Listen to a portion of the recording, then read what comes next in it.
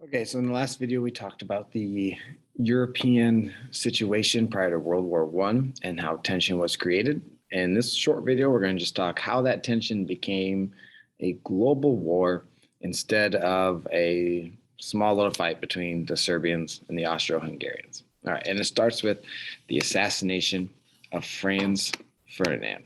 All right. Now, the assassination of Franz Ferdinand is only significant if you first understand the Schlieffen plan that the Germans had in place. The Schlieffen plan was that the Germans were going to invade France through Belgium to eliminate France within 4 weeks. They needed to do this because they knew it took them 2 weeks to move their army across Germany to fight on the Eastern Front against the Russians. And if you remember, the Triple Entente puts France and Russia in a similar situation and alliance. So the Germans are worried about a war on two fronts. So this is how they're going to avoid that war on two fronts.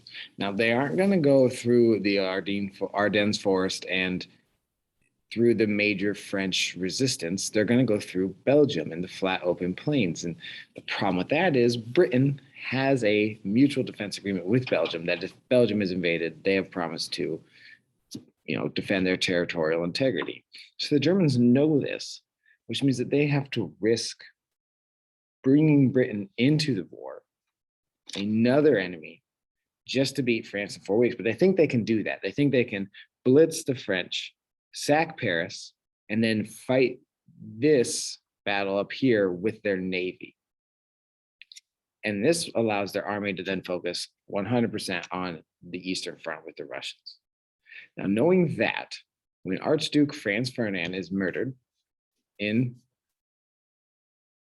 Sarajevo by Serbian terrorists who are wanting that part of Bosnia to be a part of Serbia, they are unknowingly kicking off World War I. And this is how that works. So the Austro-Hungarians are trying to punish the Serbians, who they blame for killing their prince.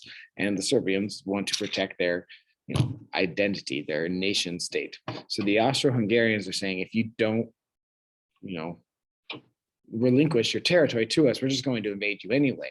So the Serbians are preparing to defend against the Austro-Hungarian expansion. Now, the Russians are concerned about this because they have their interest in the Balkans. They have some nationalistic tendencies towards, Slavic people, and they are also looking to kind of reshape their international image after having lost a recent war with the Japanese, and they're undergoing their communist revolution. So the Tsar kind of needs some nationalistic, boost and pride and win, and they're not going to get it. So the Russians are concerned. They're not invading anyone yet, but they're concerned about what might happen here. So they're mobilizing their army to go fight in the Balkans against an expanding Austro-Hungarian Empire. Now, this concerns Germany because their whole plan is to beat the French before the Russian army can move to Germany's Eastern Front.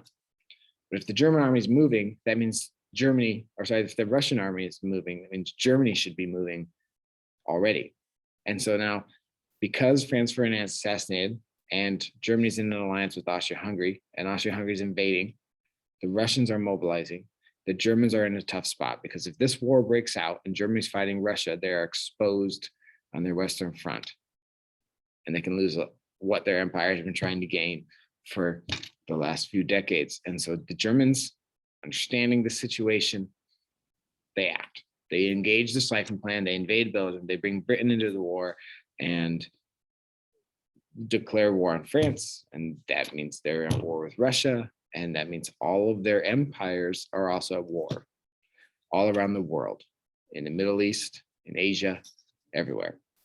And so what you end up having, because Franz Ferdinand, the Prince of Austria-Hungary, was assassinated, a spiral effect where we're on the path to war. There's really just no getting off of it if every if every empire wants to keep their interests, and no one's really going to the peace talks and saying, wait, let's talk about this and negotiate, because of nationalistic pride. And that's how the powder keg of the Balkans begins World War I.